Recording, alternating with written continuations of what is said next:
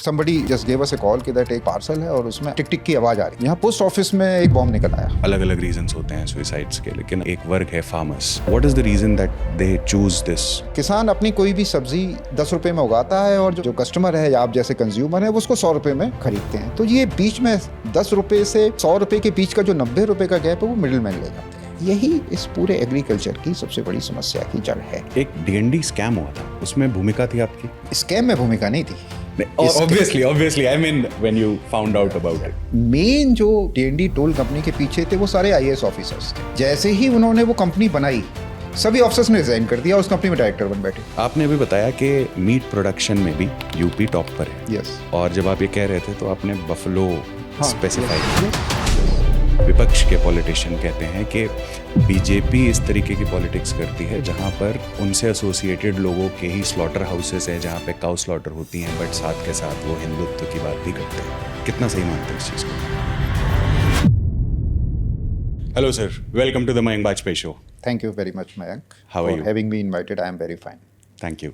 So while I was reading about you, जब पढ़ रहा था तो आपने एलएमएल से स्टार्ट किया, फिर आप आर्मी में गए, फिर you started to train the elite forces of NSG, then prime minister security. Please अपने इस आर्मी के जो जर्नी थी इसके बारे में बताइए प्लीज़। ऐसा था मयंक जी, मैंने इंजीनियरिंग करी, आईआईटी लखनऊ से करी और लखनऊ से पास आउट होने के बाद आर्मी में जाने का जज्बा था। तो फर्स्ट एसएसबी मैंने कॉलेज में, इंजीनियरिंग कॉलेज में आए थे वो पहले एसएसबी के लिए इनिशियली स्क्रीनिंग करने के लिए कॉलेज में आया करते थे, तो वहाँ हुआ था, मैं एसएसबी दिया था। एसएसबी में नहीं हो पाया था मेरा फर्स्ट एसएसबी में। ओके। अच्छा, मेरे फादर मुझे चाहते थे कि मैं आर्मी में जाऊं। शुरू से ही मुझे उन्होंने मोटिवेट करने की, शुरू से ही मोटिवेट करते थे कि बेटा तुमको आर्मी में जाना है। मेरे फादर जब 1962 में चाइना के साथ वार हुआ था तब उस समय एक इमरजेंसी रिक्रूटमेंट हुआ था, तो उसमें मेरे फादर का सिलेक्शन हो गया था, लेकिन उस समय किसी कारणवश वो नहीं जा पाए थे आर्मी। तो उनकी एक बड़ी इच्छा थी कि मैं नहीं जा पाया, मेरा बच्चे ज़रूर जाना चाहिए, मेरा बेटा ज़रूर जाना चाहिए। तो उसी को दिमाग में भी था, कुछ शुरू से फैसिनेशन भी था काफ़ी सारा आर्मी के प्रति। तो चूँकि बीच में आर्मी में एक एसएसबी से दूसरी एसएसबी में बोर्ड में 6 महीने का डिफरेंस होता है, तो उसी बीच में मेरा कैंपस इंटरव्यू में सिलेक्शन हो गया था। कानपुर में पहली जॉब थी और मेरे उस समय मेरे फादर की पोस्टिंग भी वहीं कानपुर में थी।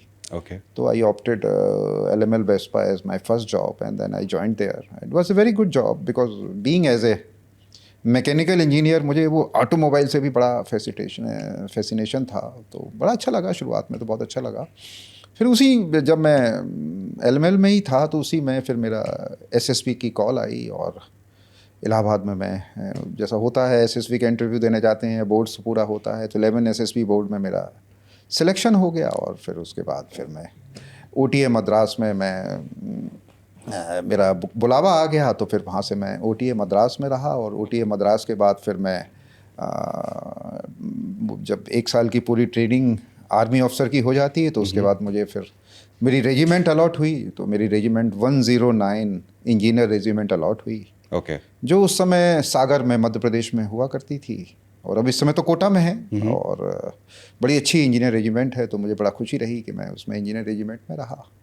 ओके। 95 में मैं कमीशन हुआ था।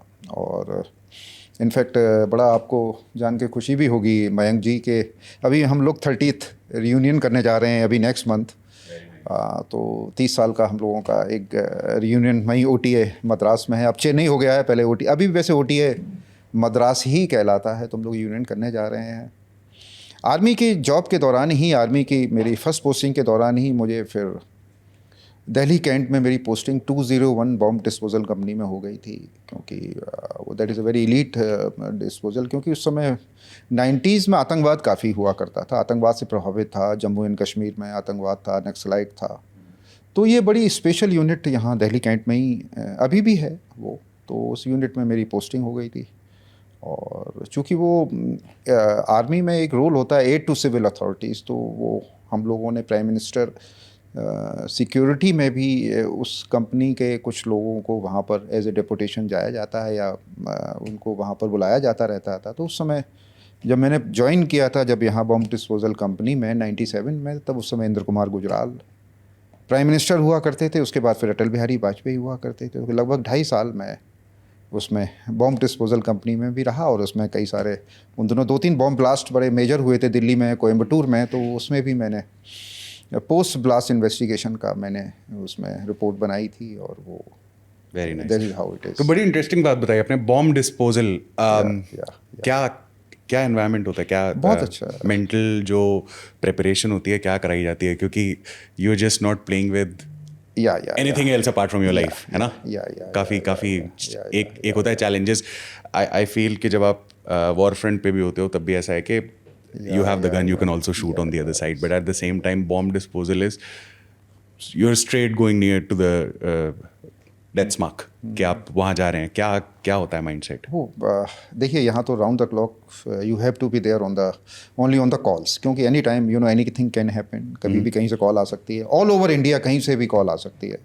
उन दोनों कुछ नए specialise equipment bomb disposal and detections के प्रिक्योर किए गए थे, तो प्रिक्योरमेंट हमारे यहाँ ही कंपनी में सबसे पहले आए थे। और काफ़ी सारे उस समय ब्लास्ट होते रहते थे। यहाँ पर जखीरा में ब्लास्ट हुआ था, ITO पे ब्लास्ट हुआ था। तो हम लोगों को 24 आवर, क्योंकि उस समय मोबाइल फ़ोन उतने ज़्यादा प्रचलित नहीं थे, तो लैंडलाइंस हुआ करती थी, तो लैंडलाइंस के पास ही हम लोग रहते थे। या मुझे कहीं बाहर जाना होता है, तो जहाँ भी रहना होता है, तो लैंडलाइन का number I was always use to give them to my control room कि कहीं से भी कॉल आ सकती है। तो उस समय यहाँ पर डिग्नेटरीज़ आते थे, फॉरेन डिग्नेटरीज़ आते थे, तो उनको भी उससे पहले का पूरा एंटी सबोटाज और एंटी बॉम्ब डिस्पोजल और का एंटी बॉम्ब का जो भी है डिटेक्शन का सारा करना पड़ता था। और वेयर एवर प्राइम मिनिस्टर कहीं भी जाते थे पूरे ऑल ओवर इंडिया, तो उससे पहले हम लोग 2 दिन पहले जाते थे और पूरे एरिया को सैनिटाइज करते थे, और फिर उसके बाद से फिर प्राइम मिनिस्टर की विज़िट हुआ करती थी। तो बड़ा हेक्टिक और बड़ा एक्टिव हुआ करता था, बड़ा एक्टिव लाइफ थी। और राउंड द क्लॉक, क्योंकि उस समय यंग थे हम लोग और शादी वगैरह नहीं हुई थी, तो राउंड द क्लॉक हम लोग जाते रहते थे कहीं भी। We used to be so alert कि कहीं से भी कोई कॉल आती है तो we used to be on the always on the move. तो उस समय एक बड़ा इन्वेस्टिगेशन वहाँ कोयम्बटूर में आडवाणी जी जब वहाँ गए थे, तो एक बहुत बड़ा बम ब्लास्ट हुआ था वहाँ पर। कई सारे सीरीज़ ऑफ ब्लास्ट हुए थे, तो उसका पोस्ट ब्लास्ट इन्वेस्टिगेशन करने के लिए भी हम लोगों को जाना पड़ता था, तो हम लोग जाते थे। सो पोस्ट ब्लास्ट इन्वेस्टिगेशन भी, हाँ, वो भी हम लोग थोड़ी, चूँकि हम लोगों ने, मैंने असल में 2 कोर्स किए थे। एक तो IED इम्प्रोवाइज एक्सप्लोसिव डिवाइस का कोर्स किया हुआ था, और उसके बाद बॉम्ब डिस्पोजल एंड डिटेक्शन का भी कोर्स किया हुआ था। तो उस समय वो नए कोर्सेज थे, नया चूँकि चैलेंजेस नए थे, तो इसलिए किया था। फिर यहाँ हम लोग ट्रेनिंग भी दिया करते थे। यहाँ दिल्ली कैंट में तो जितने भी IB है, CBI है, NSG है, पैरामिलिट्री फोर्सेज हैं, दिल्ली पुलिस है, स्टेट पुलिस है, जम्मू एंड कश्मीर की पुलिस है, तो उनके कुछ सिलेक्टेड यूनिट्स जो हुआ करती थी, उनके लोगों को मैं यहाँ ट्रेनिंग दिया करता था, क्योंकि नए इक्विपमेंट्स हुआ करते थे, और उस समय नए टाइप के थ्रेट्स हुआ करते थे, क्योंकि IEDs भी 90s में, मतलब हाँ IEDs, ये वर्ड पहली बार शायद इंडिया में लोगों ने न्यूज़पेपर्स में, एक्सप्लोसिव डिवाइसेस जो था, वो improvise explosive devices, it can detect, you can detonate anywhere. आपके पैर के नीचे भी हो सकती है, माइक में भी हो सकती है, मोबाइल में भी हो सकती है। तो वो that used to be called as improvised. तो उसको भी कैसे डिटेक्ट करना है, एक्सप्लोसिव को कैसे डिटेक्ट करना है, और कहीं अगर मिल गई तो उसको कैसे डिस्पोज करना है, जान माल की बहुत ज़्यादा हानि ना हो, बहुत ज़्यादा किसी को नुकसान ना हो। जैसे मैं बड़ा एक एग्जांपल बताता हूँ। यहाँ पोस्ट ऑफिस में एक पार्सल में बॉम्ब निकल आया। क्या बात? It was there, yes. somebody detected that कि somebody thought कि that somebody just gave us a call कि that एक सब पार्सल है और उसमें आवाज़ टिक टिक की आवाज़ आ रही है। तो immediately we were on the alert, तो we went to the. Tick की आवाज़ बॉम्ब में हमेशा आती है? आती नहीं है उस समय उनका, ही वाज जस्ट सस्पेक्टिंग कि साहब, और तो इमीडिएटली ही called Delhi police, and Delhi police called us. तो we immediately went to the post office, and then we saw the parcel. We immediately seclude everybody from the parcel, and we took out the parcel to the open area, and then we did the X-ray and everything. Then we saw that there was a detonator, there was an explosive device, there was a wiring and everything. कहाँ पे था ये? It was there in the Delhi Kent only. It was in the near Palam. It was in one of the post office. It was CBPO combined base post office is there in the Rautula Rao Mark. It was there inside. I think it was in July 1997. It was there about 28 years back. So immediately we saw that time was very less. So immediately to keep on the safer side, immediately we detonated it in the there and there only. So this is why how it is we saved the lots of damages. So that was also very thrilling rich. experience और for us. मुझे लगता है out of 500 some, I do not remember the exact number, I'm sorry, 500 some MPs, and if you count MLAs, I do not know the exact number, how many MLAs are there in totally from all the states. I don't think is there somebody else in terms of having the same kind of experience as you? You would know better. मुझे army के experience का मुझे तो नहीं लगता है कि ऐसा कोई है जो अभी आर्मी politics फिर भी मिल सकता है क्योंकि आर्मी का देखिए काउंटर इंसर्जेंसीज में कोई पोस्टेड रहा हो, बहुत सारे पॉलिटिशियंस हैं रहे हो, लेकिन मुझे ऐसा नहीं आता है कि बॉम्ब डिस्पोजल वगैरह में या फिर प्राइम मिनिस्टर स्पेशलाइज कर रखा होगा, वो शायद कोई और नहीं है, शायद मैं ही हूँ. Okay very nice. इसके बाद आर्मी के बाद आप रेवेन्यू सर्विसेज में चले गए और फिर वहाँ से पॉलिटिक्स, तो वो क्या ट्रांजिशन था? वो 2000 में मेरा short service commission as a officer था, मेरा 5 साल का टेन्योर पूरा हो गया था, तो मेरे सामने ऑप्शन था कि आर्मी को मैं कंटिन्यू करूं. मैं लाइफ को और एक्सप्लोर करना चाहता था मयंक जी, तो मैंने कहा कि कुछ और वेंचर किया जाए, कुछ और नई चीज़ें एक्सप्लोर की जाएं. तो उस समय काफ़ी लोग कॉल सेंटर्स में जा रहे थे, अच्छी जॉब्स थी. जी का कॉल सेंटर था, AXL सर्विसेज का कॉल सेंटर. तो I got a job from the call centres, and just before the call centre I got a job here in Maurya Sheraton as a manager fleet operation.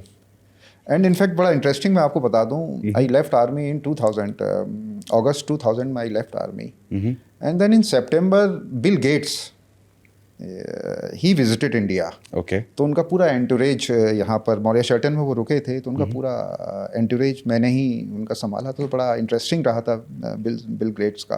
Okay. उसके ठीक अगले महीने bill Clinton भी आए थे यहाँ पर, उसी 2000 में ही आए थे, उनका स्टेट विजिट था.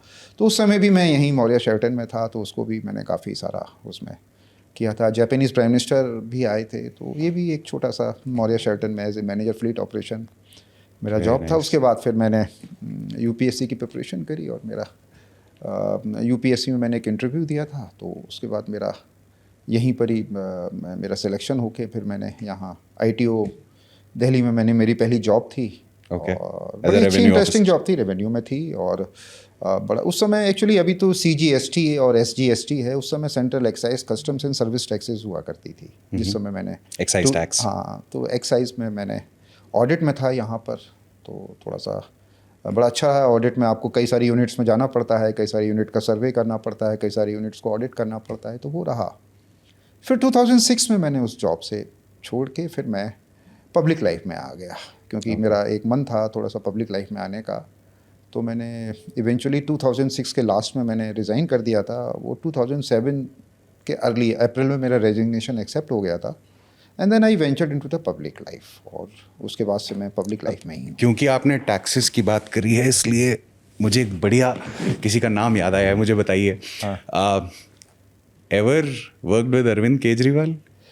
वो अरविंद केजरीवाल ने क्या किया था कि जब मैंने ज्वाइन किया था उस समय वो भी ITO में ही थे यहाँ पर. मेरी पोस्टिंग भी ITO में थी. जब मैंने ज्वाइन किया था तब तक अरविंद केजरीवाल ने जॉब छोड़ चुके थे वो वहाँ पर.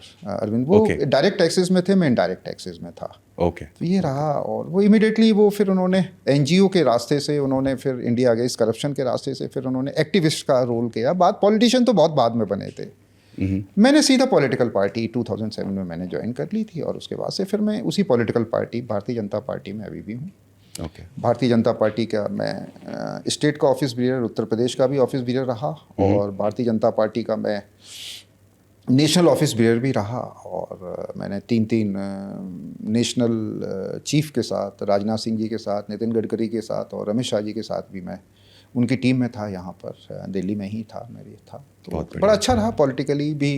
एक अच्छा एक्टिव और मीनिंगफुल मेरा वर्क रहा, और अभी भी हूँ. अभी भी मुझे उत्तर प्रदेश में योगी जी की सरकार में, मैं पिछली सरकार में भी जो योगी जी की बनी थी 2017 से 2022 तक, ऑफ कोर्स, और 2022 से अभी तक 2025 में भी जब चल रही है, तो मैं यूपी की एक एग्रीकल्चर काउंसिल है उसका मैं चेयरमैन हूँ.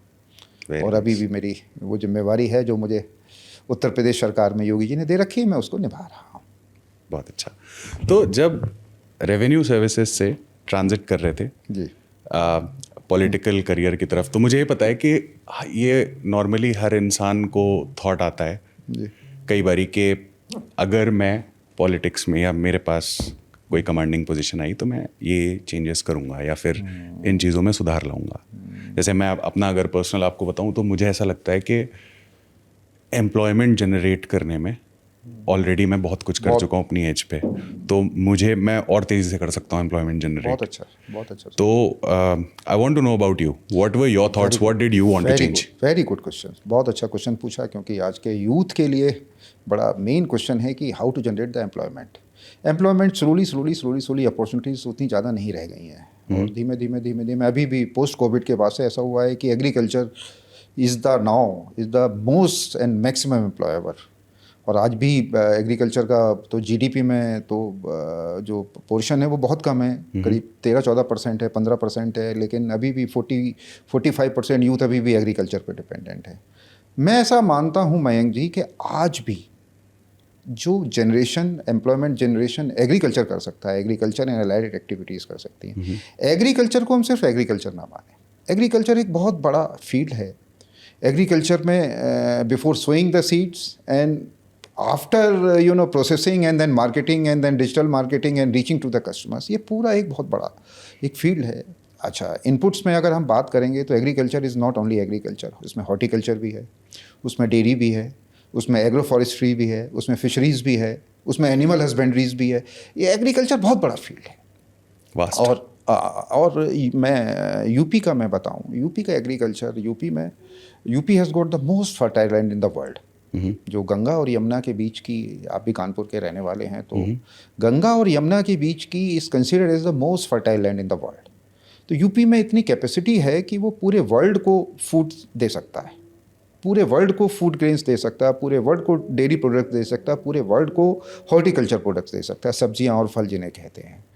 तो मैं उस एग्रीकल्चर काउंसिल का चेयरमैन हूँ और मेरा 7वां साल है, अभी चल रहा है। और जब मैंने इसका चार्ज को संभाला तो मैंने थोड़ा सा एग्रीकल्चर को समझने की कोशिश करी, और मैंने पाया कि एग्रीकल्चर में इतने सारी अपॉर्चुनिटीज़ हैं कि जिससे पूरे देश में जो अनएम्प्लॉयमेंट की जो समस्या है उसका एक बहुत हद तक समाधान हम एग्रीकल्चर के ज़रिए से कर सकते हैं। यूपी में जहाँ तक एग्रीकल्चर की बात है, यूपी में 9 एग्रो क्लाइमेटिक जोन हैं यूपी में, और लगा के सहारनपुर से लेके नीचे मिर्ज़ापुर तक आप कोई भी फल, कोई भी सब्ज़ी, कोई भी फूड ग्रेन्स उगा सकते हैं यूपी में। मेरे लिए थोड़ा टेक्निकल है और शायद जो देखेगा उसके लिए भी, एग्रो क्लाइमेटिक जोन क्या होता है? एग्रो क्लाइमेटिक जोन्स वो क्लाइमेटिक जोन्स होता है जहाँ पर जो क्लाइमेटिक के हिसाब से जो मैक्सिमम जो वहाँ पर सब्जियाँ या फल या फूड ग्रेन्स उगाया जा सकता है, तो उसको एग्रो क्लाइमेटिक जोन्स कहते हैं। जैसे कि कहीं आप सिर्फ आलू उगा सकते हैं, या कहीं बहुत ज़्यादा मॉइस्चर ज़्यादा है, प्रेसिपिटेशन जैसे तराई का इलाका है तो वहाँ गन्ना बहुत ज़्यादा हो सकता exactly. है ना। जैसे कि जहाँ आपके कानपुर के आसपास का है तो वहाँ थोड़ा सा साउथ यूपी पड़ जाता है, तो वहाँ पर थोड़ा सा वाटर का रिटेंशन सॉइल का कम होता है, तो उस वजह से वहाँ पर आलू का बहुत बड़ा वहाँ पर मूंगफली हाँ मूंगफली है। मूंगफली बुंदेलखंड रीजन में further scarcity of the rainfalls है और बहुत अच्छा लैंड की क्वालिटी नहीं है, तो वहाँ पर ऑर्गेनिक फूड प्रोडक्ट्स के लिए यूपी गवर्नमेंट ने कर रखा है। तो इसी अलग अलग एग्रो क्लाइमेटिक जोन होते हैं जिसमें अलग अलग तरीके की स्पेसिफाइड एग्रीकल्चर को हम प्रोड्यूस कर सकते हैं। यूपी में 9 एग्रो क्लाइमेटिक जोन है। यूपी देश का सबसे बड़ा एग्रीकल्चर के हिसाब से सबसे बड़ा राज्य है। यूपी में 3 करोड़ फार्मर्स फैमिलीज़ हैं। जो नियर बाई जो दूसरा एग्रीकल्चर के हिसाब से वो महाराष्ट्र, वो यूपी का 50% है। तो यूपी में एग्रो क्लाइमेटिक जोन्स के हिसाब से आप कुछ भी प्रोड्यूस कर सकते हैं। सहारनपुर में लगा के गन्ने से लेके और गुड़ से लेके और जैगरी पाउडर से लेके और राइट अप टू साउथ में मिर्ज़ापुर में या वाराणसी में उसके आसपास मूंगफली भी होती है। उसके आसपास चावल बहुत होता है, बहुत अच्छी क्वालिटी का चावल होता है। आजकल हम लोग हेल्थ कॉन्शियस हो गए हैं, तो लो ब्राउन राइस है, काला नमक चावल भी है, लो ग्लाइसेमिक इंडेक्स जिसमें शुगर कम स्पाइक होता है, तो वो होता है। चिप्सोना आई थिंक आल्सो आलू का है। आलू also comes from Chipsona western एक यूपी। वैरायटी है। चिप्सोना एक ही साइज़ के आलू निकलते हैं, तो चिप्सोना मीन्स उससे चिप्स बनाया जा सकता है। तो चिप्स जो भी कंपनीज होती हैं या कोई भी बनाना चाहता है तो उसमें एक ही साइज़ का आलू होने की वजह से एक ही साइज़ के चिप्स निकलते हैं। तो आलू की वेस्टेज कम होती है, तो Okay. इसलिए वो चिप्सोना वैरायटी है वो इस समय काफ़ी पॉपुलर है। और चिप्सोना वैरायटी यहाँ पर आगरा, हाथरस और अलीगढ़ के Western यूपी आसपास से ही आती है। में काफ़ी है, क्योंकि यहाँ पर रेडी मार्केट उसका अवेलेबल है। मीट का एक्सपोर्ट भी काफ़ी होता है उत्तर प्रदेश से। UP is the number 1 in the meat export, that is buffalo meet का काफ़ी सारा एक्सपोर्ट होता है। फिशरीज़ भी काफ़ी होती है यूपी में, फ़िश का भी काफ़ी इस समय प्रोत्साहन होता है। तो एम्प्लॉयमेंट के ज़रिए से अगर मैं कहना चाहता हूँ, मैं समझता हूँ कि आजकल लोग ऑनलाइन लोग फूड प्रोडक्ट्स बेचने लग गए हैं। आपने देखा होगा, ऑर्गेनिक फूड प्रोडक्ट्स हैं या नेचुरल फूड प्रोडक्ट्स हैं, उसका बहुत बड़ा स्कोप है और पूरे वर्ल्ड ओवर उसका स्कोप है। तो यूपी गवर्नमेंट में अभी यूपी का ट्रेड फेयर शो लगने वाला है, अभी 25, 26, 27, 28 में लगेगा नोएडा एक्सपो सेंटर में। तो वहाँ पर आप देखेंगे कि यूपी में जो नए आपके जैसे जो यंग हैं, जो एग्रीकल्चर को दोबारा वापस उस एग्रीकल्चर में आना चाहते हैं, तो उनके लिए बहुत बड़ा एक प्लेटफॉर्म वहाँ पर अवेलेबल है। और यूपी में एक चीज़ और है कि 1 डिस्ट्रिक्ट 1 प्रोडक्ट का भी यूपी गवर्नमेंट ने काफ़ी उसको किया हुआ है। तो कुछ डिस्ट्रिक्ट ऐसी हैं जिसमें सिर्फ एग्रीकल्चर प्रोडक्ट ही एज ए 1 डिस्ट्रिक्ट 1 प्रोडक्ट, जिसमें चंदौली डिस्ट्रिक्ट है वो काला नमक चावल के लिए है, अयोध्या का है डिस्ट्रिक्ट है वो गुड़ के बनाने के लिए है, जैगरी और जैगरी क्लस्टर्स के लिए है, प्रतापगढ़ है वो आंवले की खेती के लिए, आंवले के या आंवले से बनी हुई चीज़ों के लिए है, मुजफ्फरनगर अगेन गुड़ के लिए है। तो इस तरीके से 1 डिस्ट्रिक्ट 1 प्रोडक्ट में भी काफ़ी सारा युवाओं को प्रोत्साहन देने के लिए यूपी गवर्नमेंट दे रही है और युवाओं को प्रेरित कर रही है कि एग्रीकल्चर में वापस लौट के आए। ओके, बहुत बढ़िया। मुझे जब आप ये बता रहे थे तो एक क्वेश्चन आया। जब ये फार्मिंग लॉज को लेकर एजिटेशन चल रहा था, नॉर्थ इंडिया में ज़्यादा था, तो यूपी में भी सिर्फ वेस्टर्न यूपी के किसान थे और ये काफ़ी लोग पूछते हैं, बाकी यूपी से एजिटेशन नहीं हुआ, जबकि आई थिंक वीट सबसे ज़्यादा पंजाब में ज़रूर होता है, लेकिन अगर आप ओवरऑल प्रोडक्शन क्वांटिटी देखेंगे तो यूपी कहीं कहीं ज़्यादा आगे होगा in terms of all the crops and everything. वहाँ के किसान क्यों नहीं पार्टिसिपेट कर रहे थे? नहीं, एक्चुअली क्या था, जो फार्मर्स लॉ आए थे, जो मोदी जी लेके आए थे, वो बेसिकली एग्रीकल्चर में सुधार करने के लिए और एग्रीकल्चर में को और आगे वर्ल्ड लेवल पे, ग्लोबल लेवल पे स्थापित करने के लिए 3 फार्म्स लॉ लाए गए थे। हुआ क्या कि उन फार्म्स लॉ को थोड़ा सा मुझे लगता है कि सरकार ने जल्दबाजी करी। पहले कोई भी लॉ या कोई भी नया पॉलिसीज़ लाई जाती है, उसके लिए एक माहौल बनाया जाता है, फार्मर्स को कन्विंस किया जाना चाहिए, एक थोड़ा सा एक आप कन्विंस करते, थोड़ा माहौल बनाते। वो क्या हुआ कि एकदम ऑर्डिनेंस लाया गया और एकदम उनको इम्प्लीमेंट कर दिया गया। शायद सरकार ने सोचा होगा कि ये अच्छी इंटेंशन से लाया गया तो किसान उसको स्वीकार कर लेंगे, वो नहीं हुआ। अच्छा, रही बात आपका प्रश्न था कि वेस्टर्न यूपी, पंजाब और हरियाणा के ही किसान उसमें शामिल हुए। बेसिकली जो एमएसपी की जो मुख्य 2 फसलें हैं, गेहूं और चावल, उसी के फार्मर्स थे। फार्मर्स ये चाहते थे कि एमएसपी का रेट्स हर साल बढ़ता रहे, जिससे कि वो सिर्फ गेहूं और चावल उगाते रहें। और गेहूं चावल के लिए चूँकि एमएसपी पे सरकार को परचेज़ करना सरकार की जिम्मेवारी भी है और मजबूरी भी है, तो वो चाहते थे कि हर साल एमएसपी बढ़ती रहे और हम गेहूं चावल उला के सरकार को बेचते रहें। जबकि आप यकीन नहीं मानेंगे कि एमएसपी पे जितनी भी एग्रीकल्चर है उसमें गेहूं और चावल सिर्फ 7% है, बाकी 93% दूसरी फसलें हैं, जिसमें सब्जियां भी हैं, बाजरा भी है, मोटे अनाज भी हैं, श्री अन्न भी है और चारे की उत्पादन है, एग्रो फॉरेस्ट्री है, बहुत सारी चीज़ें हैं।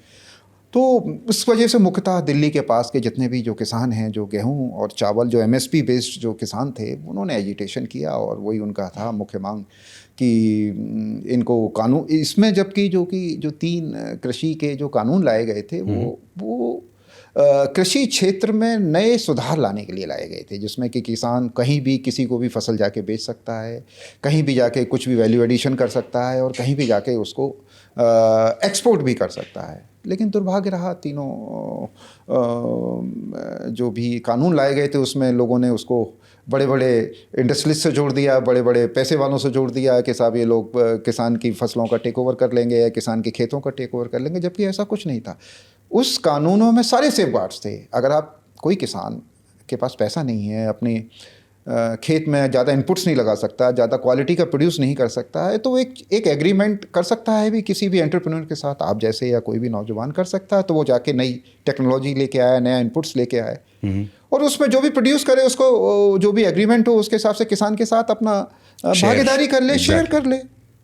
जबकि उसको जो किसान के नेताओं ने कहा कि नहीं नहीं नहीं साहब, कोई भी जाएगा तो किसानों की ज़मीनों पे कब्जा कर लेगा, जबकि ऐसा कोई इंटेंशन नहीं था। उसमें पूरे सेफ गार्ड्स थे कि कोई भी एंटरप्रेन्योर या कोई भी इन्वेस्टर्स अगर किसान की किसी खेत में इन्वेस्ट कर सकता है, करता चाहता है, तो उसमें कहीं से भी इतने सारे सेफ गार्ड्स थे, इतने सारे चेक्स एंड बैलेंसेस थे कि उसमें कहीं से भी किसान को कहीं भी कोई नुकसान नहीं था। लेकिन दुर्भाग्य रहा कि वो अच्छी इंटेंशन के साथ लाए गए, लेकिन थोड़ा जल्दबाजी में लाए गए। ये ऐसा मेरा मानता है, और ऐसा मेरा मानना है कि इस टाइप के सुधारों की इस देश की एग्रीकल्चर को बहुत ज़रूरत है।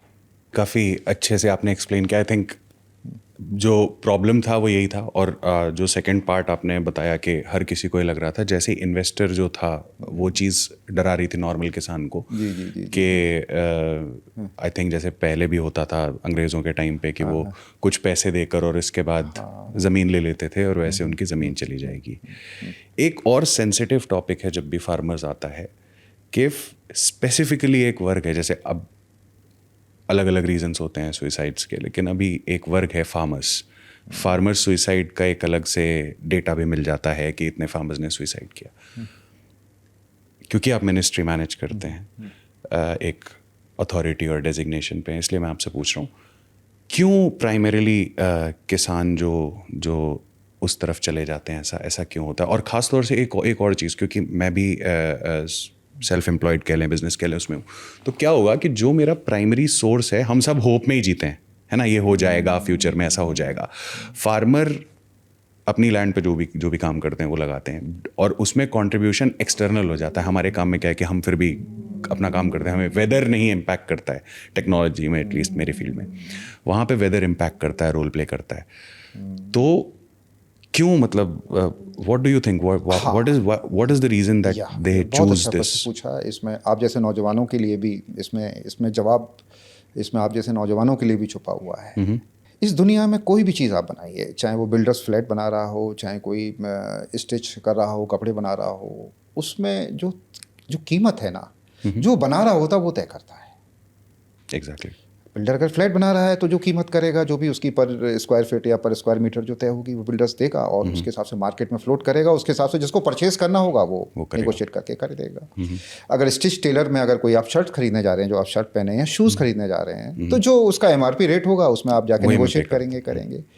दुर्भाग्य से एग्रीकल्चर में जो प्रोड्यूसर है वो रेट तय नहीं करता है, उसमें बायर्स रेट तय करता है। यही एग्रीकल्चर की सबसे बड़ी प्रॉब्लम है। अब जैसे मान लो कोई भी चीज़ मैंने प्रोड्यूस की, जैसे कि मैंने एप्पल को प्रोड्यूस किया, या मैंने गुआवा को प्रोड्यूस किया, या आम को प्रोड्यूस किया।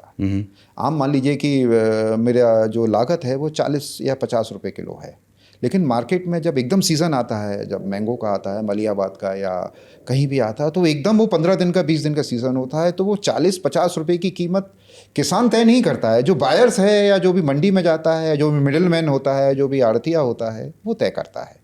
वो तय देख लेता है कि मार्केट में अपना, क्योंकि उसको तो प्रॉफिट को मैक्सिमाइजेशन करना है, तो वो 30 रुपये 50 रुपये वाली चीज़ 30 रुपये में भी लगा सकता है, वो डिपेंडिंग अपॉन द रिक्वायरमेंट है, और किसान का क्या डिस्ट्रेस लेवल है या मार्केट में क्या अवेलेबिलिटी है, तो वो करता है।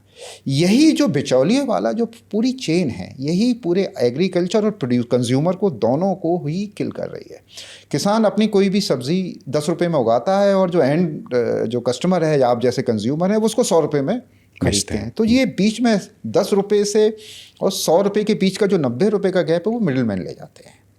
यही समस्या है पूरी यूपी में या पूरे देश में एग्रीकल्चर की, कि किसान जितने, अगर किसान को 10 रुपये की चीज़ का अगर उसे 50 रुपये भी मिल जाए तो उसको कोई दिक्कत वाली बात नहीं है, क्योंकि कंज्यूमर तो अल्टीमेटली जो एंड कंज्यूमर कौन है?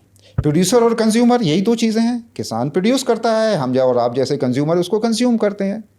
हमें भी जो चीज़ 10 रुपये वाली चीज़ है, जो कायदे में हम लोगों को 50 रुपये के आसपास मिलनी चाहिए थी, वो हमें 100 रुपये में मिल रही है, क्योंकि वो रिटेलर, होलसेलर और बड़े बड़े मॉल्स में मिलता है। और जो किसान है, जो 10 रुपये वाली चीज़ जो आपको 50 रुपये में मिलनी चाहिए, अगर 10 रुपये वाली चीज़ उसको अगर 40 रुपये में भी बिक जाए, तो किसान के लिए तो बहुत अच्छा, उसको 4 गुना दाम मिल रहा है। ये जो मिडिल मैन की पूरी जो चेन है, यही इस पूरे एग्रीकल्चर की सबसे बड़ी समस्या की जड़ है।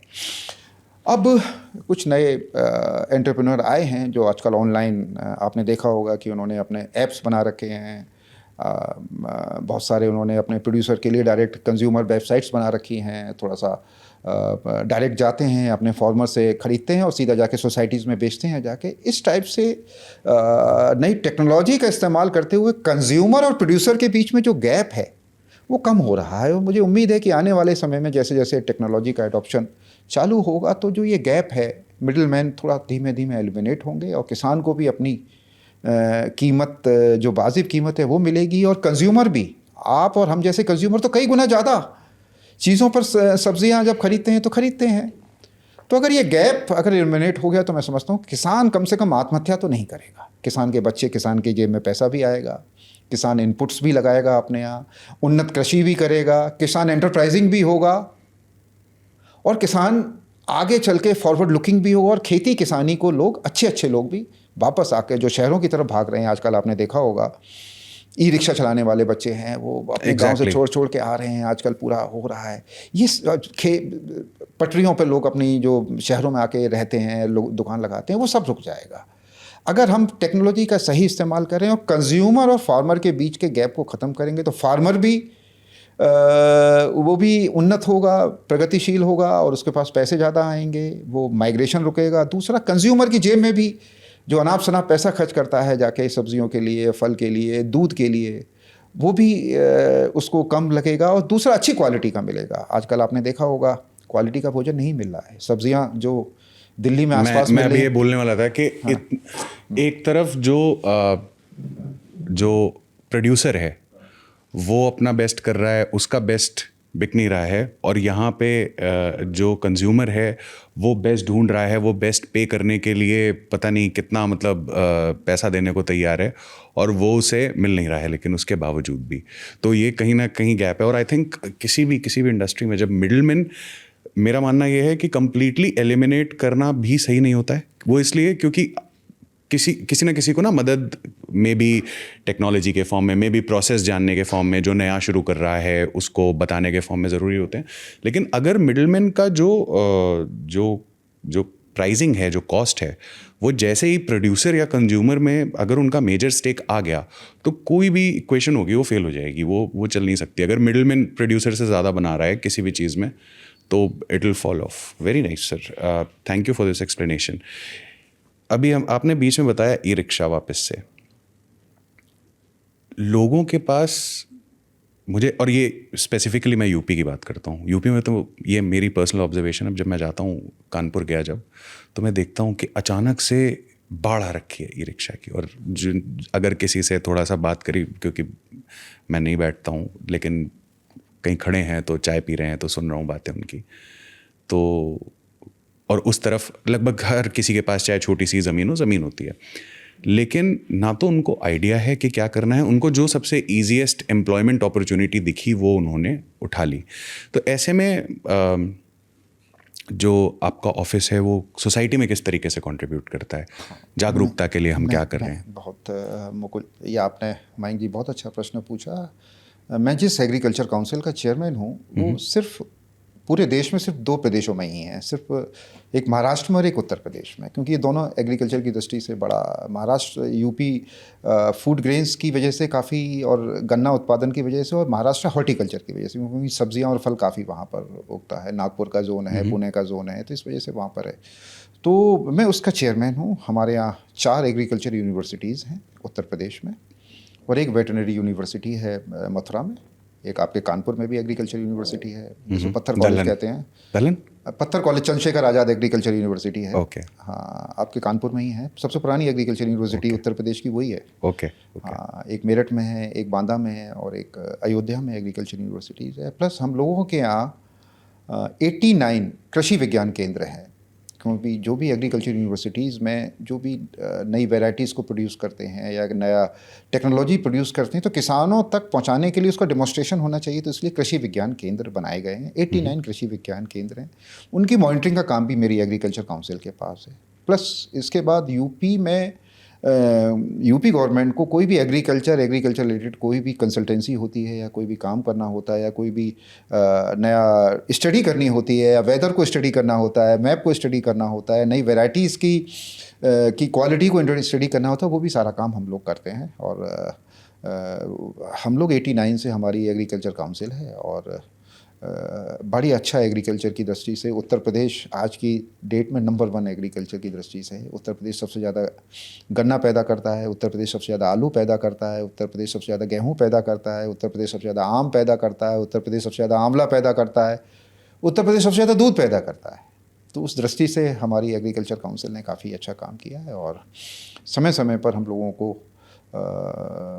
उत्तर प्रदेश के मुख्यमंत्री योगी आदित्यनाथ जी हम लोगों के कार्य की बहुत सराहना भी करते रहते हैं। और मैं एज ए चेयरमैन, हमारे पास स्टाफ है, करीब साइंटिफिक स्टाफ रहता है, वो सारी इन सब चीज़ों को स्टडी करता है। और अगर हमें कहीं स्पेशलाइज स्टडी किसी पर्टिकुलर वैरायटी की करवानी हो या कोई नया हम लोगों को नया वैरायटी को क्रिएट करना हो, तो वो हम लोगों के पास फंड्स होते हैं। वो फंड्स के ज़रिए से हम किसी भी यूनिवर्सिटी से, एग्रीकल्चर यूनिवर्सिटी से या किसी भी अच्छे इंस्टीट्यूट से हम लोग करवाते हैं। तो ये हम लोगों का काम रहता है। आप व्यक्तिगत रूप से कितने अप्रोचेबल हैं? सो अगर किसी कोई नौजवान, कोई युवा है, लड़का है, और लेट्स से उसे कुछ भी हेल्प चाहिए फार्मिंग से एसोसिएटेड, तो आपका ऑफिस भी और आप? नहीं, मेरा ऑफिस और मेरा नंबर सोशल मीडिया पे भी मेरा नंबर है और मैं अपना मोबाइल अपने पास रखता हूँ। ओके। और कहीं भी आप कैप्टन विकास गुप्ता डाल देंगे तो जनरली गाज़ियाबाद, नोएडा में तो आप कैप्टन विकास गुप्ता डालेंगे तो गूगल लोकेशन से मेरे घर भी पहुँच जाएंगे। और मैं एक्सेसिबल हूँ क्योंकि एग्रीकल्चर मेरा एक बड़ा दिलो दिमाग में घुस गया और मुझे लगता है कि यही एक ऐसा फील्ड है। आज आर्टिफिशियल इंटेलिजेंस के दौर पे बहुत सारी जॉब्स में थ्रेट आया हुआ है। एग्रीकल्चर एक ऐसा, अभी भी 44-45% लोगों की आजीविका को पेट भर रहा है, अभी भी इस पर लोग डिपेंडेंट हैं। और ये मानता हूँ कि थोड़ा सा अगर जागरूकता हो गई नौजवानों में और अच्छा फूड अगर प्रोड्यूस करने के लिए अगर वो करने लग गए नया, जैसे हम लोग जागरूकता फैलाते हैं अच्छे खाने के लिए, अच्छे, आजकल आपने देखा होगा अच्छा दूध भी उपलब्ध नहीं है। एग्जैक्टली। अच्छे फूड आइटम्स उपलब्ध नहीं हैं। जो आजकल सब्जियां भी जितनी आ रही हैं, सारा लोग पेस्टिसाइड्स डालते हैं, बहुत सारा फर्टिलाइजर्स डालते हैं, वो ह्यूमन कंजप्शन के लिए बहुत अच्छी नहीं है, लेकिन फिर भी किसान अंधाधुंध डाल रहा है।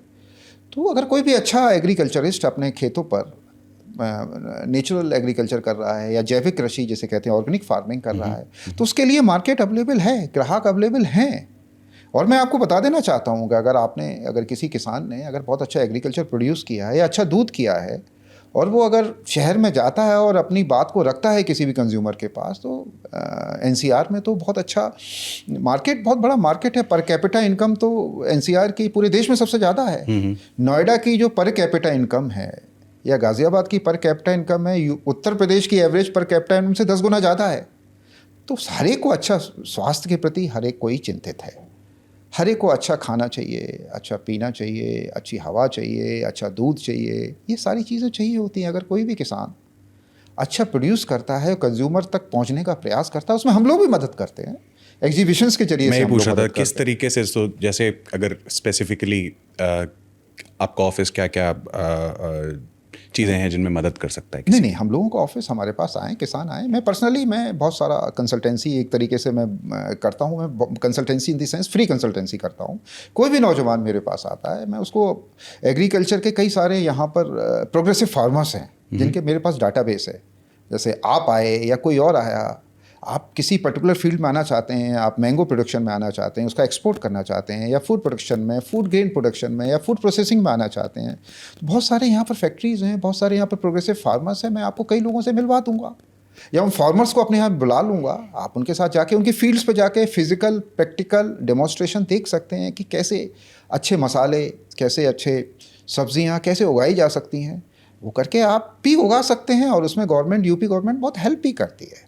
यूपी गवर्नमेंट में डिस्ट्रिक्ट में आप डिस्ट्रिक्ट हॉर्टिकल्चर ऑफिसर्स होते हैं, डिस्ट्रिक्ट एग्रीकल्चर ऑफिसर्स होते हैं, आप उनके पास जाइए और उनसे पूछिए कि मैं ये करना चाहता हूँ। तो उसके लिए बहुत सारा है। और कुछ आजकल यूट्यूबर्स बहुत आ गए हैं, तो प्रोग्रेसिव फार्मर्स के यहाँ जाते हैं और उनके यूट्यूब्स के बनाते हैं और बहुत लोगों के तो बहुत फॉलोअर्स हो गए हैं। मैं एक बकरी पालक है, मैं जानता हूँ वहाँ के वृंदावन के, वो बकरी पालन का उनका बहुत बड़ा बिजनेस है। और बकरी कोई भी जाए उनके फार्म पे जाके उनको सीख सकता है। एक ऐसे ही लखनऊ के पास बाराबंकी डिस्ट्रिक्ट में 2 बहुत बड़े मछली के पालक हैं जो मछली का पालन करते हैं और उनको एक्सपोर्ट करते हैं।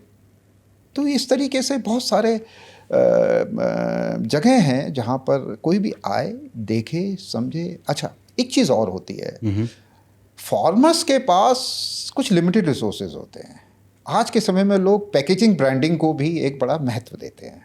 आपने देखा होगा कि आजकल क्या है, सारी पैकेजिंग एंड ब्रांडिंग, हर चीज़ उसी पे डिपेंड करती उसी पर डिपेंडेंट है कि आप कैसे किसी प्रोडक्ट को कैसे उसको पैक करते हैं, कैसे उसकी ब्रांडिंग करते हैं, कैसे उसको मार्केटिंग में सेल करते हैं, ये भी है। तो उसके लिए भी हम लोग गाइड करते हैं, हम बताते हैं कि कैसे कैसे उसकी यहाँ पर हमारे यहाँ फार्मर्स प्रोड्यूसिंग ऑर्गेनाइजेशन है जो सिर्फ पैकेजिंग और ब्रांडिंग में ही है, और यूपी गवर्नमेंट और सेंट्रल गवर्नमेंट की तरफ से उनको सहायता मिली हुई है। तो कोई भी जाके उनके यहाँ जाके कैसे पैकिंग होनी चाहिए, कैसे ब्रांडिंग होनी चाहिए, कैसे सेफ पैकिंग होनी चाहिए, कैसे सील प्रूफ पैकिंग होनी चाहिए, उसका भी है। डिज़ाइनिंग इंस्टीट्यूट्स भी है हमारे यूपी गवर्नमेंट में। कोई भी फार्मर्स अपने कोई पर्टिकुलर प्रोड्यूस को कोई डिज़ाइन पैकिंग की स्पेशल पैकिंग करना चाहता है, बॉटल में करना चाहता है, ग्लास में करना चाहता है, या कार्डबोर्ड्स में करना चाहता है, तो उसके लिए भी है। तो ये सारी चीज़ों का एक इकोसिस्टम उत्तर प्रदेश सरकार ने क्रिएट किया है, और उसका काफ़ी बड़ा लाभ भी मिल रहा है। हम लोग काफ़ी एक्सपोर्ट करने लगे हैं इधर। हाल के समय में पिछले 6-7 साल से यूपी से एग्रीकल्चर प्रोड्यूस बहुत सारा गल्फ़ में जा रहा है, यूरोपियन कंट्रीज़ में जा रहा है, अफ्रीकन कंट्रीज़ में जा रहा है। मैंगो तो इस समय जो यूपी का जब सीज़न आता है तो मैंगो की जो चारों वैरायटी हैं, दशहरी, लंगड़ा, चौसा, ये सारी वैराइटीज़ एक्सपोर्ट होती हैं काफ़ी, और काफ़ी हाई रेट्स पे एक्सपोर्ट होती हैं। जितना मेरा मार्केटिंग का एक्सपोजर है, क्योंकि आपने मैंगो की बात करी, तो हम लोग काफ़ी चीज़ें केस स्टडीज़ करते हैं कि कैसे किस चीज़ को मार्केट किया गया, कैसे उसकी ब्रांड वैल्यू बनी। So for an example Coca Cola, या उसको लोग कोक क्यों कहने लग गए, से लेकर आम में एक वैरायटी आती है अल्फोंसो, वो सिर्फ एक मार्केटिंग गिमिक है। एक्चुअली मीठा नहीं होता वो ज़्यादा, है ना, as compare to I think Dussehri is the sweetest aam, but वो that is once again Chausa, जो बनारस का चौसा है वो भी बहुत मीठा होता है, बहुत अच्छी वैराइटीज़ का होता है। ओके। तो ये अल्फोंसो को पूरे वर्ल्ड में इतना मार्केट करा गया कि अब आम की अगर किसी से आप जिसको पता होगा बेस्ट वैरायटी पूछेंगे तो वो अल्फोंसो ही बताते हैं, rather than anything else. So I think there's a lot of scope once again in terms of putting the brand image, product image और crop image भी। एक और चीज़ आपने अभी बताया कि मीट प्रोडक्शन में भी यूपी टॉप पर है। यस। और जब आप ये कह रहे थे तो आपने बफलो स्पेसिफाई किया। यस। अब क्या होता है, कई बारी जो विपक्ष के पॉलिटिशियन मैं कहना चाहूँगा है वो ये कहते हैं कि बीजेपी इस तरीके की पॉलिटिक्स करती है जहाँ पर उन्हीं के या उनसे एसोसिएटेड लोगों के ही स्लॉटर हाउसेस हैं जहाँ पे काउ स्लॉटर होती हैं, बट साथ के साथ वो हिंदुत्व की बात भी करते हैं। कितना सही मानते हैं इस चीज़ को? नहीं, सही नहीं है। अगर कोई बीजेपी का आदमी अगर कोई बफेलो मीट को एक्सपोर्ट करना चाहता है तो उसमें कहीं ऐसा तो कहीं कोई कंट्रोवर्सी तो मैंने कहीं सुनी नहीं है। अगर कोई करना चाहता तो कर सकता है। कोई अगर गोट के मीट को एक्सपोर्ट करना चाहता है तो कर सकता है। देखिए, मेन प्रॉब्लम होती है गाय से। गाय हमारे यहाँ उसको पवित्र माना जाता है, और होता भी है भाई। गाय का कंसेप्ट भी हमारे यहाँ जो एग्रीकल्चर का जो कंसेप्ट है ना, जो कृषक परिवार है उसका सारा कंसेप्ट है ना, गाय के इर्द गिर्द घूमता है, और उसी के इर्द गिर्द डेवलप किया है। तो गाय से हम लोगों की श्रद्धा है। लेकिन बाकी अन्य एक्सपोर्ट्स, हमारे यहाँ फिश का भी एक्सपोर्ट हो रहा है, हमारे यहाँ गोट मीट का भी एक्सपोर्ट हो रहा है, और हमारे यहाँ से बफेलो का तो बहुत बड़ा मीट का एक्सपोर्टर्स करते हैं। अब सोशल मीडिया पे कुछ कंट्रोवर्सी हो तो हो, लेकिन जहाँ जितने भी एक्सपोर्टर्स हैं, वेस्टर्न यूपी में जितने भी एक्सपोर्टर्स हैं, उन नाम में बहुत एक्सपोर्टर्स हैं, कानपुर में बहुत सारे एक्सपोर्टर्स हैं, आटा बंथर। हाँ, तो ये लोग कर रहे हैं। मैंने तो ऐसा कहीं सुना नहीं है कि कोई बीजेपी से जुड़ा हुआ है तो इसलिए कंट्रोवर्सी हो गई, या बीजेपी से नहीं जुड़ा हुआ है। मैं अब ऐसे आपको बता दूँ, इंडिया में 2/3 लोग मीट ईटर है। इंडिया में नॉन वेजिटेरियन की संख्या ज़्यादा है बनिस्बत वेजिटेरियन के। और तेलंगाना जैसे राज्य में मैं आपको बता दूं 95% लोग नॉन वेजिटेरियन हैं। तो धीमे धीमे लोगों की डाइटरी प्रेफरेंसेस भी धीमे धीमे बदलती चली जा रही हैं। लोग प्रोटीन ओरिएंटेड फूड्स को ज़्यादा खाना चाहते हैं। हमारे इंडिया में अभी पिछले 50 साल में डाइटरी हैबिट्स बहुत सारी चेंज हुई हैं। जब से ये ग्रीन रेवोल्यूशन आई है मयंक जी, तब से हम लोग गेहूं बेस्ड और राइस बेस्ड प्रोडक्ट्स में ज़्यादा खाने लगे हैं। चाहे वो समोसा हो, चाहे वो पिज़्ज़ा हो, चाहे वो पास्ता हो, चाहे वो रोटी हो, चाहे वो पराठा हो। इधर जब से कोरोना हुआ है उसके बाद से लोगों में अवेयरनेस आई है कि कार्बोहाइड्रेट्स का पोर्शन हमें इतना करना है, और उसमें थोड़ा सा प्रोटीन का पोर्शन हमें ज़्यादा बढ़ाना है। इस वजह से डेयरी इंडस्ट्रीज़ में काफ़ी उछाल आया है, और एग्स प्रोडक्शन में काफ़ी उछाल आया। अंडे काफ़ी लोग खाने लग गए, आपने देखा ही होगा। और अंडे तो राउंड द ईयर खाते हैं, पहले लोग विंटर्स में खाते थे। और धीमे धीमे मीट प्रोडक्ट्स का भी काफ़ी सारा इसको बड़ा है, काफ़ी सारे लोग पोल्ट्री जो स्पेशली है खाने लग गए हैं आजकल। पोल्ट्री के काफ़ी सारी डेलिकेसीज़ हैं, काफ़ी खाने लगे हैं और बड़ा कॉमन हो गया है। मैं तो पहले तो शादी ब्याह में भी नहीं होता था, लेकिन अब तो मैं देखता हूँ शादी ब्याह में भी होने लगा है। तो ये डाइटरी हैबिट्स समय के साथ और वक्त की ज़रूरत के साथ बदलती हैं, और इसको बदलने में कहीं कोई बुराई भी नहीं, और मैं इसको ठीक भी समझता हूँ। और उसी के हिसाब से फिर जब डिमांड होती है तो फिर तो प्रोडक्शन भी चाहिए होता है। अब आज की डेट में मटन का रेट्स और चिकन का रेट्स काफ़ी हाई है, क्योंकि लोग अपनी डाइटरी हैबिट्स को में प्रोटीन इंटेक्स को ज़्यादा दिमाग में रखते हुए, क्योंकि प्रोटीन इंटेक्स भी चाहिए होता है, एसेंशियल होता है। गुड क्वालिटी प्रोटीन होना चाहिए, गुड क्वालिटी कार्बोहाइड्रेट्स होना चाहिए। गुड क्वालिटी कार्बोहाइड्रेट्स गेहूं और चावल से नहीं मिलता है, गुड क्वालिटी कार्बोहाइड्रेट्स मिलता है मिलेट से मिलता है, श्री अन्न जिसे कहते हैं उससे मिलता है, जिसमें बाजरा है, जौ है, सावा है, कौंदू है, इससे मिलता है। तो उसको भी डाइटरी हैबिट्स चेंज हो रही है। हेल्दी फैट्स की बात हो रही है, तो हेल्दी फैट्स में गाय का दूध से मिला हुआ जो फैट्स होता है वो बहुत अच्छा होता है। ड्राई फ्रूट्स में भी फैट्स होते हैं, ये सारे हेल्दी फैट्स होते हैं। तो वो एक कॉम्बिनेशन है, क्योंकि आजकल अवेयरनेस लोगों की बहुत बढ़ गई है। आजकल रील्स भी लोग बहुत देखते हैं, आजकल सोशल मीडिया में जो हेल्थ इन्फ्लुएंसर्स हैं वो काफ़ी इन्फ्लुएंस करते हैं, तो उस वजह से डाइटरी हैबिट्स भी काफ़ी सारी अचानक से ये, क्योंकि आप बात कर रहे हैं तो स्पेसिफिकली कोविड के बाद जैसे रागी यूज़ में आने लग गया है, जो कोई सुनता, मुझे लगता है कि मिलेट और ये कुछ चीज़ें फिर भी लोग नॉर्मली खाते थे, बट जैसे रागी बिल्कुल भी नहीं कोई सुनता था, एटलीस्ट मैं तो नहीं सुनता था। फिर अचानक से रागी आया। आजकल तो क्या है कि बाजरा है, जौ है, बहुत रागी डोसा से लेकर रागी रोटी and everything is very much. Actually क्या है कि मयंक जी के सॉइल हमारी धीमे धीमे डिग्रेड होती चली जा रही है, आबादी बढ़ती चली जा रही है, और सेम हमारा जो रिसोर्सेज है लैंड का वो फाइनाइट है, तो उसमें से मैक्सिमम हमें प्रोडक्शन करना है। तो हमें क्या करना, हम लोग क्या कर रहे हैं कि उसमें बहुत ज़्यादा हम पेस्टिसाइड्स डाल रहे हैं, बहुत सारे इंसेक्टिसाइड्स डाल रहे हैं, बहुत सारे केमिकल डाल रहे हैं ज़्यादा से ज़्यादा प्रोडक्शन करने के लिए। उसकी वजह से जो सॉइल की न्यूट्रिशन है वो धीमे धीमे डिप्लीट होती चली जा रही है।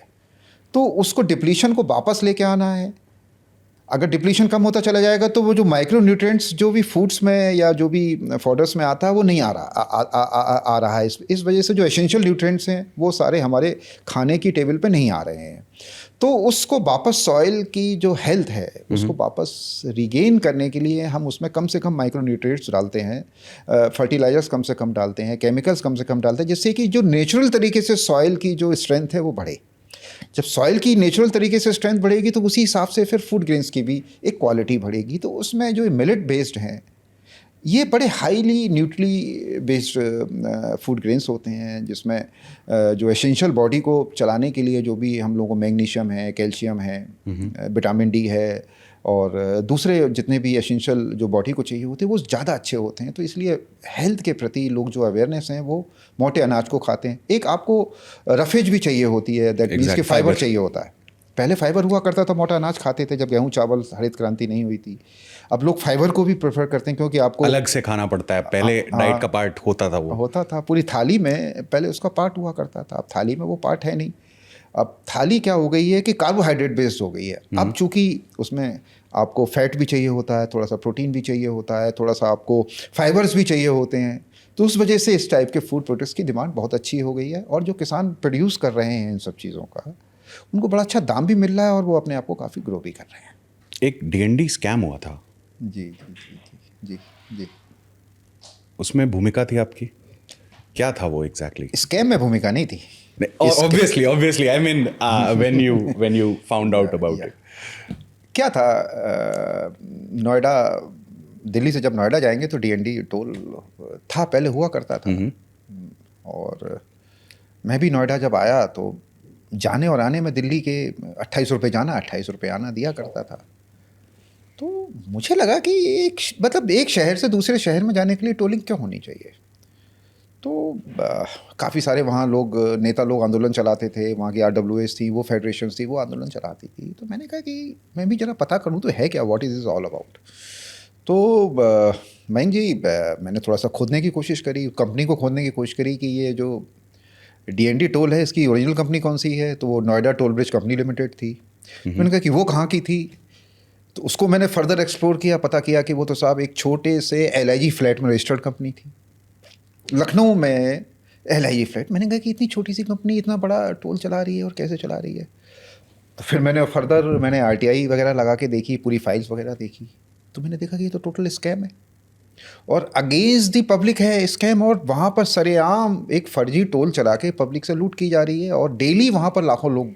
सो जितनी मेरी अंडरस्टैंडिंग है, DND जिसने बनाया, बिल्डर ने, ऐसे ही होता है ना कि पहले रोड बनती है, फिर उसका टोल लिया जाता है टू रिकवर द कॉस्ट्स।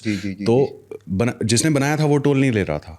जिसने बनाया था टोल तो वही ले रहा था, लेकिन एक फर्जी टाइप का एक एग्रीमेंट उन्होंने नोएडा अथॉरिटी से कर लिया कि हम एक नया कनेक्टिविटी बनाएंगे दिल्ली से और उस कनेक्टिविटी में कंस्ट्रक्शन हम करेंगे और उसका टोल हम लेंगे। एक ऐसा करके एक उन्होंने एक एग्रीमेंट बनाया और उसमें एक 2-3 क्लॉज ऐसे डाल दिए कि वो क्लॉज ऐसे थे कि हर साल एक तो उसका टोलिंग का रेट्स बढ़ता चला जाएगा और उसकी कॉस्ट की रिकवरी करने तक वो टोल लिया जाता रहेगा, लेकिन कॉस्ट की रिकवरी करने का उसमें क्लॉज ही नहीं था कोई। इसका मतलब जब तक वो चाहते 10 साल 20 साल 50 साल 100 साल तब तक वो रिकवर करते रहते। ऐसा करके एक क्लॉज था जो अगेंस्ट पब्लिक इंटरेस्ट था, वो क्लॉज था, उसकी वजह से वो टोल लिए जा रहे थे। अच्छा, लाखों लोग रहते थे, लाखों लोग DND के पे गुजरते थे और कोई ऑब्जेक्शन नहीं करता था। एक बात और थी कि जो टोल कलेक्ट करते थे वो डिसप्रपोर्शनेट वो टोल कलेक्ट करते थे। कैसे? वो टोल आप आश्रम का जो फ्लाईओवर है ना, आश्रम के फ्लाईओवर से जो दिल्ली में है वहाँ से लेकर नोएडा में जहाँ पर DND टोल ख़त्म होता है उससे आगे जाकर आपने कभी देखा होगा अंडरपास बना हुआ है, एक नाला है, नाले के अंदर जो अंडरपास तक का वो टोल पूरा लिया करते थे। वो जो अंडरपास से पहले जो नाले का पिल था वो नोएडा अथॉरिटी ने बनाया हुआ। जो दिल्ली में जो आश्रम का फ्लाईओवर है वो DDA का बनाया हुआ।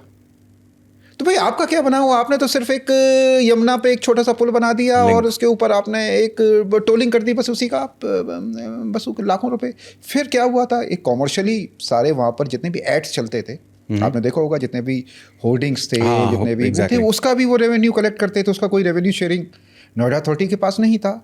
तीसरा आपने देखा होगा कि जहाँ DND टोल प्लाजा है वहाँ पर एक ऑफिस बना हुआ, वो ऑफिस भी उन्होंने रेंट आउट कर रखा था।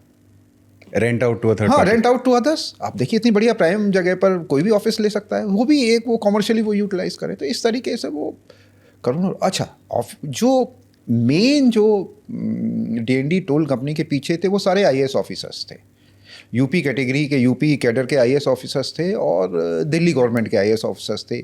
जैसे ही उन्होंने वो कंपनी बनाई सभी ऑफिसर्स ने रिजाइन कर दिया, उस कंपनी में डायरेक्टर बन बैठे। ओके।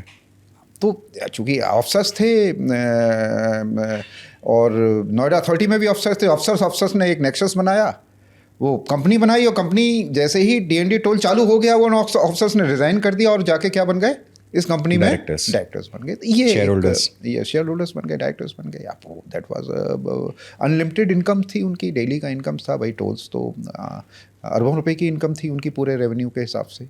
और यूपी गवर्नमेंट और दिल्ली के बेचारे जो यूज़ करने वाले लोग थे, आप जैसे हम जैसे कॉमन मैन, वो टोल दिया करते थे और सारा पैसा इंडिविजुअल पब्लिक का मनी इंडिविजुअल लोगों के कुछ उसमें आ रहा था। तो उसको मैंने सारे स्कैम को देखा, उसको समझा और फिर उसके बाद मैंने प्रेस कॉन्फ्रेंस करी। मैंने लखनऊ में जाकर प्रेस कॉन्फ्रेंस करी और उसके ख़िलाफ़ मैंने सारे जितने भी स्कैम्स थे, जो ऑफिशियल्स इन्वॉल्व थे, कब वो एग्रीमेंट किया गया, एग्रीमेंट के किस किस क्लॉज में क्या क्या पब्लिक इंटरेस्ट के ख़िलाफ़ है, वो सारा बताया। तो उसके बाद से एकदम पब्लिक वहाँ भड़क गई और उसके बाद से फिर एक आंदोलन चलने लगा। उसी बीच में इलाहाबाद हाई कोर्ट में भी एक पिटीशन कुछ लोगों ने, RWA ने, वहाँ पर जो फोनरवा है उसने वहाँ पर फाइल कर रखी थी। तो कोर्ट ने भी उसका कॉग्निजेंस लिया और अल्टीमेटली 3-4 साल के हम लोगों की मेहनत के बाद फिर वो 2018 में या 2017 सितंबर में वो इलाहाबाद हाई कोर्ट ने उस टोल को इलीगल घोषित किया और वो फिर टोल वहाँ से लेना बंद कर दिया उन्होंने। लेकिन उसके बाद फिर वो लोग हाई कोर्ट चले गए, वो सुप्रीम कोर्ट चले गए उसके खिलाफ और उन्होंने मेरे ऊपर मानहानि का 80 करोड़ रुपए का उन्होंने कोर्ट में दावा कर दिया। वाह भाई। अब मेरे जैसा आदमी 80 करोड़ रुपए, तो मैंने कहा कि नहीं, कोई बात नहीं, क्योंकि वो बड़े ब्यूरोक्रेट्स थे, ब्यूरोक्रेट्स के बाद पैसे वाले हो गए थे। तो मैंने उसको सामना किया और अल्टीमेटली मैं सुप्रीम कोर्ट में भी गया और उसको लड़ाई लड़ी और सुप्रीम कोर्ट में भी अभी कुछ दिनों पहले उसका डिसीजन आ गया और वो टोल को इलीगल घोषित कर दिया गया। वो DND अब बिल्कुल टोल फ्री है, कोई भी आदमी वहाँ से बगैर टोल दिए हुए गुजर सकता है। और मैं समझता हूँ कि जो भी नोएडा या गाजियाबाद रहता था तो कम से कम 10 से 15 हज़ार रुपये पर व्हीकल तो उसका बेचारे का कम से कम फ़ायदा तो उस टोल ख़त्म होने के बाद तो हो गया। बिल्कुल। वो अभी भी स्ट्रक्चर्स बने हुए हैं उसके, तो अब स्ट्रक्चर्स क्या है कि स्ट्रक्चर्स वैसे तो हट जाना चाहिए। नोएडा अथॉरिटी को ने चूँकि टेक ओवर कर रखा है पूरे टोल को, पूरे उसको रोड्स को, तो मेरे ख्याल से उसको हट जाना चाहिए, हटा देना चाहिए। हालांकि स्ट्रक्चर कोई ऑब्स्ट्रक्शन नहीं करता है ट्रैफिक के मूवमेंट्स में, तो हट जाना चाहिए। मैं समझता हूँ अब उसकी कोई ज़रूरत नहीं है। एक बिल्डर स्कैम भी उजागर किया था आपने। अब देखिए 2011-12 में क्या था कि नोएडा एक्सटेंशन जिसे आजकल कहते हैं, सारे आज के समय में कोई भी बिल्डर ऐसा नहीं जिसने ना तो फ्लैट बना के दिया, जो बेचारा जो कस्टमर था उस बेचारे को फ्लैट नहीं मिला। एक क्लॉज था नोएडा अथॉरिटी में कि उन्होंने, Noida authority actually industrial authority है, नोएडा अथॉरिटी ये रेजिडेंशियल अथॉरिटी नहीं है। तो क्या करते थे कि एक नेक्सस था बिल्डरों का और नोएडा अथॉरिटी के ऑफिशियल्स का। उस समय की जो बहुजन समाज पार्टी की, मायावती की सरकार की, इनके बीच में एक नेक्सस था। वो क्या करते थे कि इंडस्ट्रियल क्लॉज में लैंड को एक्वायर करते थे, और इंडस्ट्रियल क्लॉज में एक्वायर करने के बाद तो कायदे में इंडस्ट्री लगनी चाहिए, वो दे देते थे बिल्डर को।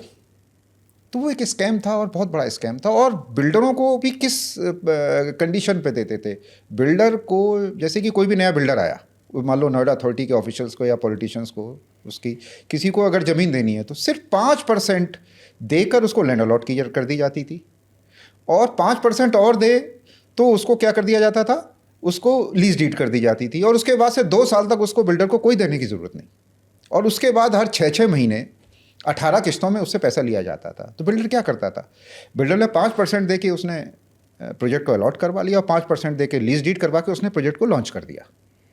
और प्रोजेक्ट के बाद फिर लॉन्च करने से क्या होता है कि लोगों से पैसे आ जाते हैं।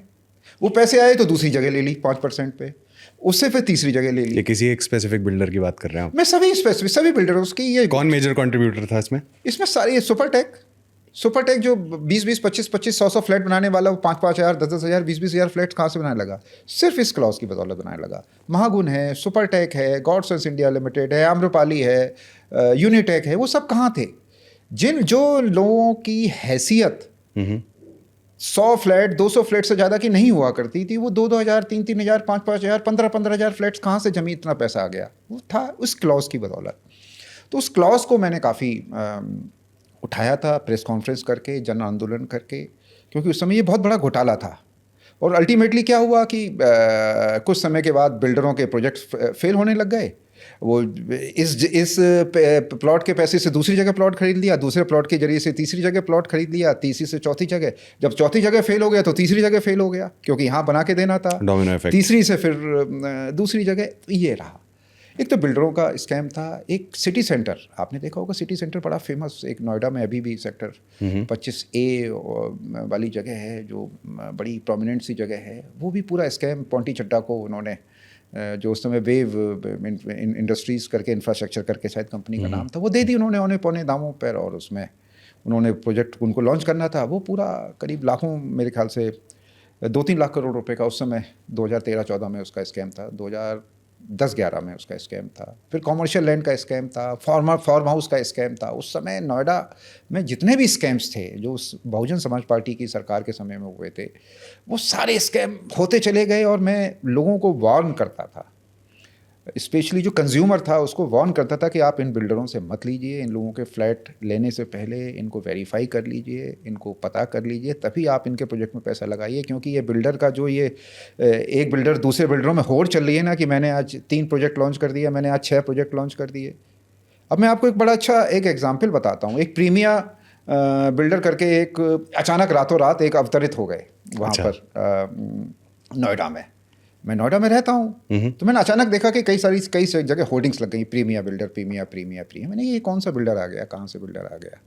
उसने सेक्टर 20 पुलिस स्टेशन के ठीक सामने वाली बिल्डिंग पे पूरी बिल्डिंग किराए पे ले ली, और पूरा एक ऑफिस, कॉर्पोरेट ऑफिस बना लिया, और तरह तरीके के उसने फर्जी अपने सीड ले ली कि architecture award of India, builder award of India, और फलाना करके, और उसने बड़ा बढ़िया सा ऑफिस बनाया, और उसने पूरे होर्डिंग्स लगा दिए।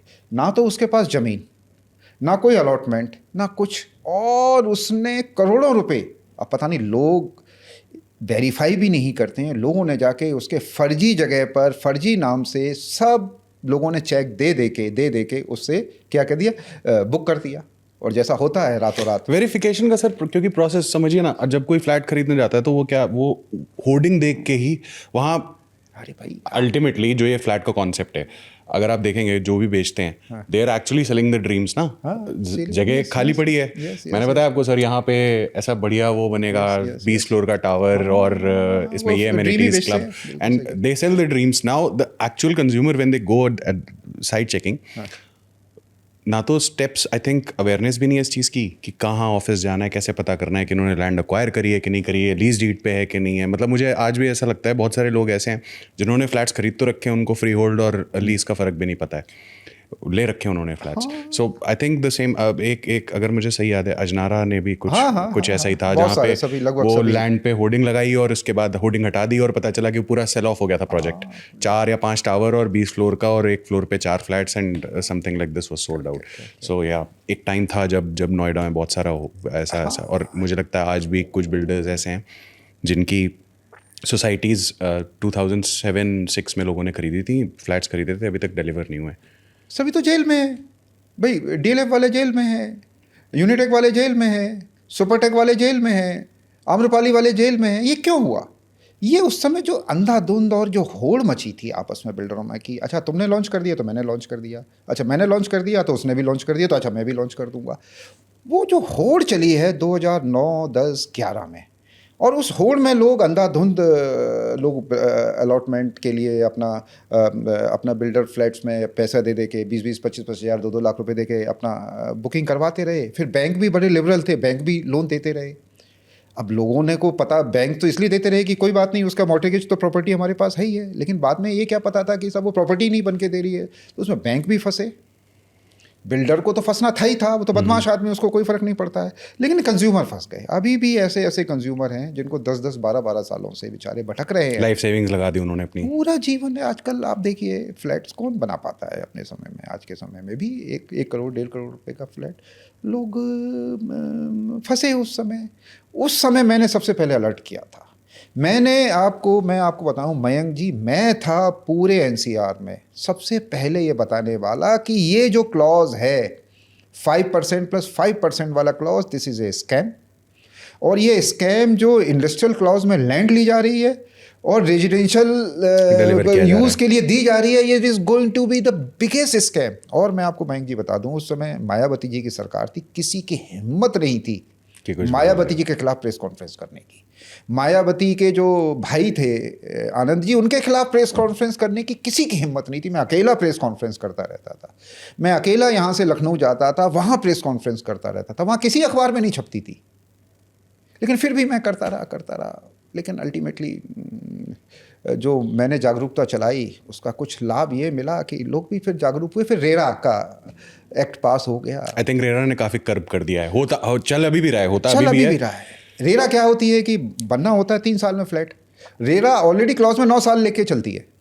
ओके। जब आप साइन करवाने जाएंगे तो क्या होगा कि साहब आपको चाहिए 3 साल में फ्लैट, रेरा आपको 9 साल में इसलिए करवा देती है कि ये तो किया जाता है क्योंकि भाई थोड़ा समय लग जाता है, हम आपको 3 साल में देंगे, लेकिन आप साइन 9 साल का कर दीजिए। ये भी एक स्कैम है जो डॉटेड लाइन पे लोग साइन करवा रहे हैं, प्लस डिले हो जाता है, कुछ किस्त नहीं हो पाती है, तो उसके कायदे में रेरा के हिसाब से 10% उसका ब्याज लगना चाहिए, वो 25% लगा रहे हैं। तो ऐसा कल भी मेरे पास एक ऐसी एक समस्या के लिए आए थे, तो उनको 25% का ब्याज लगा रखा था पर मंथ कंपाउंड इंटरेस्ट लगा रखा था। तो अब ये भी एक ऐसे बिल्डरों का होता है। लेकिन वो अल्टीमेटली जागरूकता थी, करते थे उस समय, वो जागरूकता बाद में फिर लोगों को पता चला कि ये भी एक तरीका था। तो ये ऐसे ही मेरी लाइफ रही शुरुआत नहीं, में। लेकिन ये बहुत आई थिंक अपार्ट फ्रॉम आप एग्रीकल्चर में जो भी रोल प्ले कर रहे हो, उससे ज़्यादा ये ऐसी चीज़ थी जो लोगों को जाके, और किसी की जीवन की कमाई लगती है फ्लैट खरीदने में, जो मिडिल क्लास तबका है, जो मेजॉरिटी है हमारे देश का। तो बहुत ही सराहनीय और अच्छा काम आपने एक और था उस समय नोएडा में टेंडरिंग प्रोसेस था, वो मैनुअल हुआ करता था।